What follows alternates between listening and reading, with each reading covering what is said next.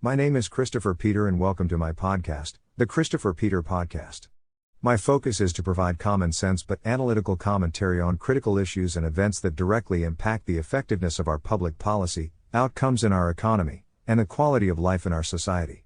The original content here will always center on the facts, evidence, and data, not political hysteria or partisanship.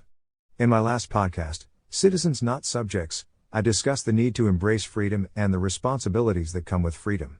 There is no acceptable alternative to freedom, democracy, or free markets. The alternative is oppression, tyranny, and poverty. None of these options are acceptable. It is important to build off this theme and further our discussion by looking into the importance of community as the fabric of our society.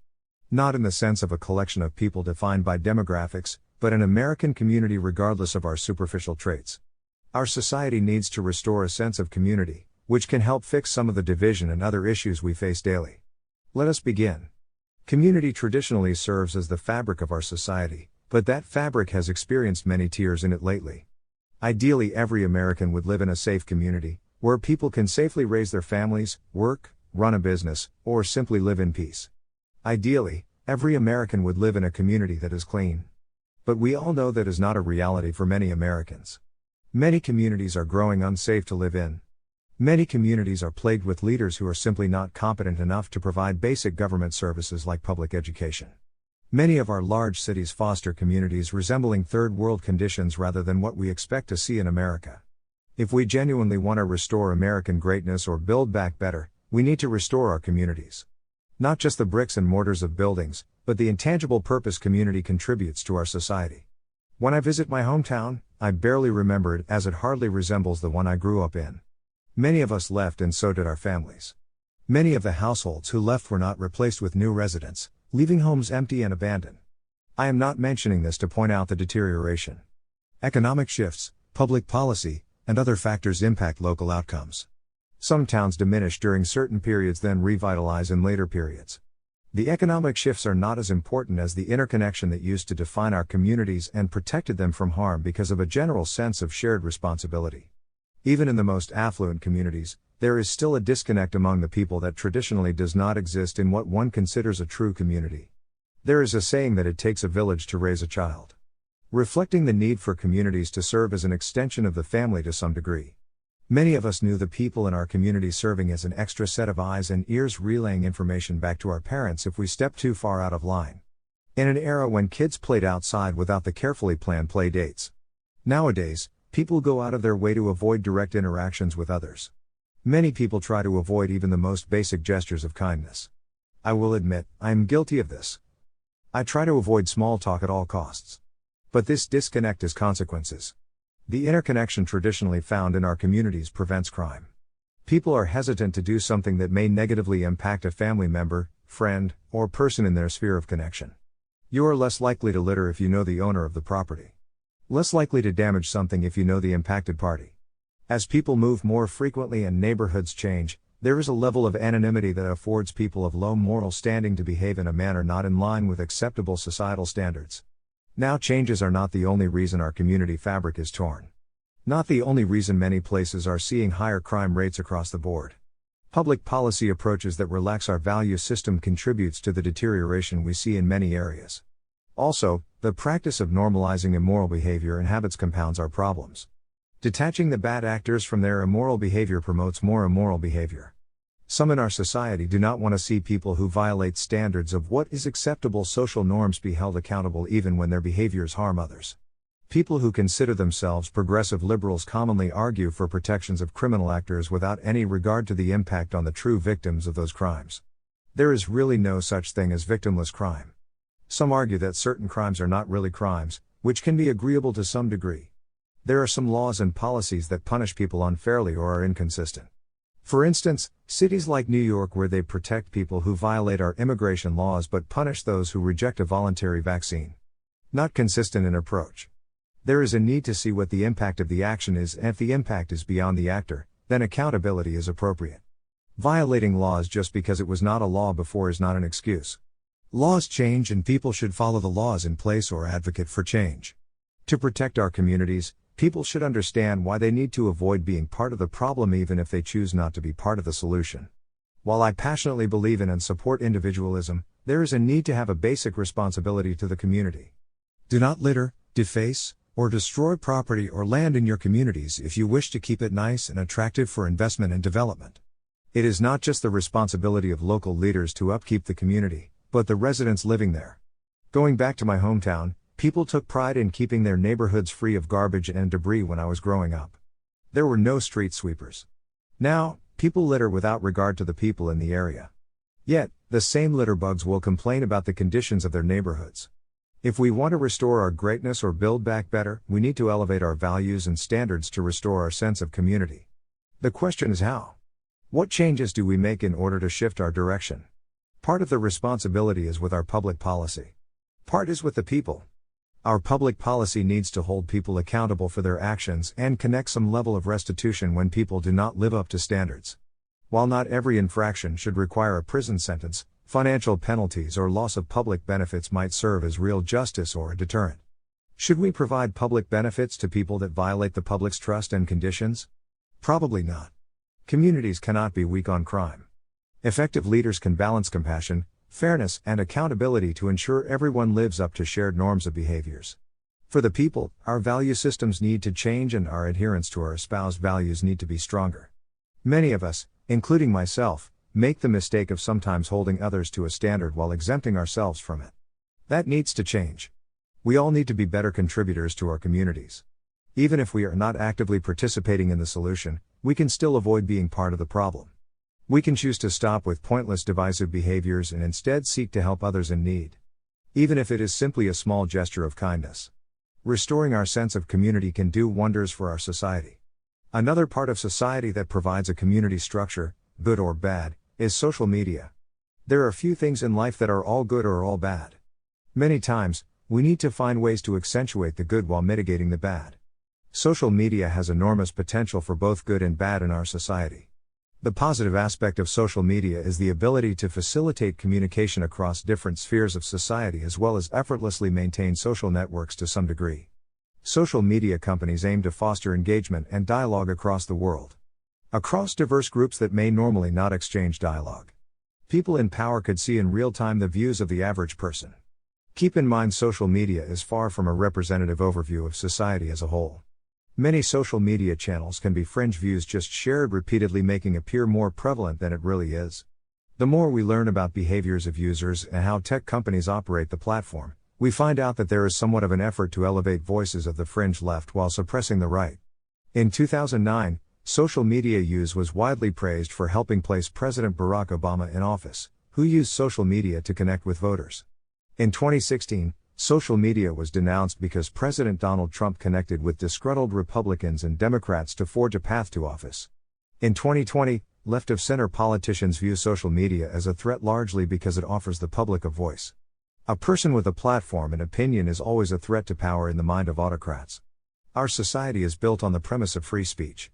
A right our fellow Americans on the left use to excuse their offensive behavior while denying it to their opponents. Ironically, both politicians on the left and right want greater regulation on social media, and both sides view it as a potential danger to society. For varied reasons. For the political right, social media companies are viewed as public censors that skew national conversations with clear and obvious bias and harm free speech. For the political left, social media companies do not censor speech enough to prevent the public from hearing opposing points of view or speech the left deems as dangerous. There is unmistakable evidence that social media companies operate with great ideological bias and are not removing threats or clear and obvious misinformation. Especially if the misinformation is coming from the left. Many social media companies want to portray that their platforms provide fair and equal access and treatment, but we now know that is not the case. Some high-profile users are treated as VIPs and are not subject to the same level of scrutiny. Some defend social media companies' behaviors under the guise of they are a private company. But they are impacting national elections, therefore opening the door for regulation. The question is what kind of regulation and how to enforce it. An issue with regulation is that this avenue is a way the government can directly censor political opponents of the party in power. Deeming points of view that you oppose as dangerous simply because you disagree is censorship, not protection of society. There is a great level of content suppressed related to the pandemic that is turning out to be true, and social media companies backtrack to change the censoring of these topics. For instance, many companies censored any material placing blame on the origin of the virus on anything other than eating bats. Well, it is more reasonable that it could be a mistaken lab leak than people eating bats. Neither one proved right or wrong to this point. Both speculations. But supposed fact-checkers decided that eating bats was the only acceptable point of view. Inappropriate censorship. The question is which direction to go. I believe society should not think so lowly of its citizens to believe people are unable to tell the difference between clear misinformation and alternate points of view. People are able to separate fact from fiction. Even though there are clearly people that struggle, there are always going to be people with some level of gullibility. The appropriate counter to speech you disagree with is more speech. Many on the political left operate with a deep sense of entitlement. They believe others should just accept their views because they say so.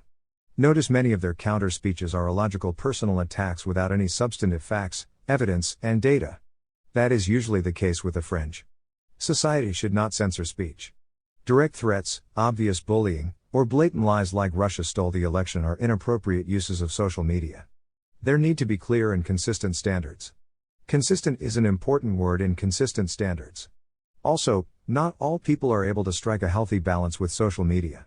Some minors lack perspective on social media, growing up with the platforms being a normal part of their life. As a result, social media interactions can have a toxic impact on minors who place too great of importance on likes, shares, and other pointless measures of social media fame.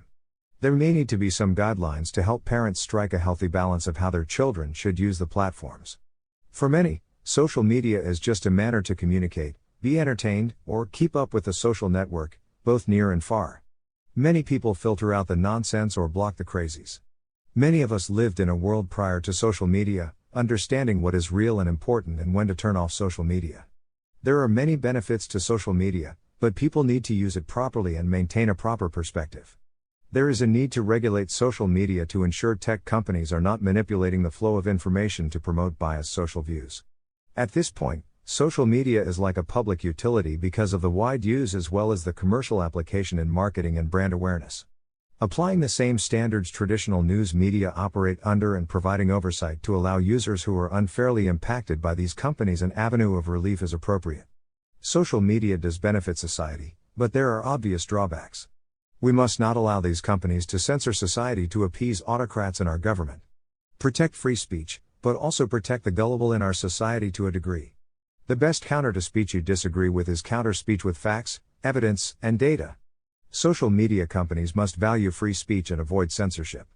Proper regulations and perspective can help social media's positive aspect be a good for society and our community. Our communities and overall society are impacted by poor choices by our leaders. There is no denying that America is not heading in the right direction. Our economy is in a challenging position with inflation still present. Supply chain issues impacting retailers, producers, and healthcare providers.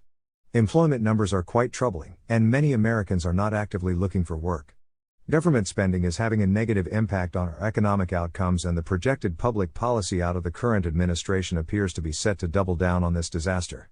Now, the Biden administration has oversaw more American COVID deaths than what occurred during the Trump era, despite coming into office with 3 vaccines available. An unfortunate cherry on top is that our recent major foreign policy flaw with the Afghanistan withdrawal will not help our reputation on the world stage. Our allies will have trouble trusting this administration. A sentiment many Americans share. Biden claimed the adults are in office and that he was competent to handle the challenges of our time, despite the clear and obvious evidence that his mental condition is much diminished. We also know from his military advisors that Joe Biden did not follow their recommendations. The flawed plan that restored the Taliban to power, stranded many Americans and our allies, and embarrassed our society was an overrule by a president with the least qualifications to make an overrule. Much was made about the perception that former President Donald Trump did not listen to intelligence officials at times. But Trump had the right gut instincts to hold our enemies at bay and keep our allies accountable to their commitments. Challenging but the right approach. Biden has dropped the ball in every major policy area since coming to office. Remember him declaring America back on the world stage, and then this happened. Outcomes matter much more than words. What an elected official actually does and the impact of their policies, ideas, and leadership is much more important. Biden, like many in his party, hoped that the Democratic-friendly traditional media and social media will cover for his flaw. But it seems like even the most biased journalist cannot completely talk away what is a clear and obvious failure. The general public knows this. America is heading towards a recession, yet the administration is worried more about raising the cost of living to fund their pet projects. Focusing more on sowing division and scaling back national security to appease the fringe of their party. Not the direction any rational American wants to see the nation we all love head. Think about that. Coming into office with 3 proven and effective vaccines and still saw more people die than when there were no viable vaccines. He claimed all the previous deaths were preventable. The deaths under his watch were even more preventable. But what about the vaccine hesitation? Much of that was influenced by his ticket on the campaign trail. How many times did Biden and Kamala Harris make claims that fostered doubt about the vaccines? Harris frequently stated she would trust the vaccine. Of course, it depended on the outcome of the election, despite the vaccines being a private endeavor. Biden and Harris wanted Americans to trust the vaccines if they won and not if they lost. Again, the vaccines were a private endeavor by companies with a history of making proven and effective vaccines. They are safe and effective regardless of the political party. The many failures of Joe Biden should have voters rethinking their positions. We are headed in the wrong direction because people made the wrong choice. Finally, let us talk about choices. Life is all about choices. In every situation, there always is a choice. One of the hardest things we have to do in life is to be honest with ourselves. Look in the mirror and hold ourselves accountable for our current state and the choices we made that led to either the desired or undesirable outcome. The hard reality in our world that many people do not want to acknowledge is that we are a direct product of our decisions, choices, and value systems. We can separate our outcomes and situations from our actions and choices. While there are factors outside of our control at times, we choose how to respond. We choose to persevere. Choose to overcome. Choose to continue to fight adversity. Choose to give up. Even in challenging situations where you feel that everything is happening outside of your direct control, you can accept the responsibility to change direction to end heading down the wrong path. The reality of life is that success cannot be achieved in the absence of personal responsibility. In a society that wants us to outsource blame to others, we need to instead choose to accept responsibility for our situations and accept the responsibility to make changes needed for a different outcome. Decide to make better decisions that lead to better outcomes. Do not blame those in the community who are successful for your outcomes. Attempt to reach out for guidance on how to best position yourself for the success you seek. In closing, I thank you for experiencing my content and my channel. Hope that you will continue to view the latest content as it becomes available. Until next time.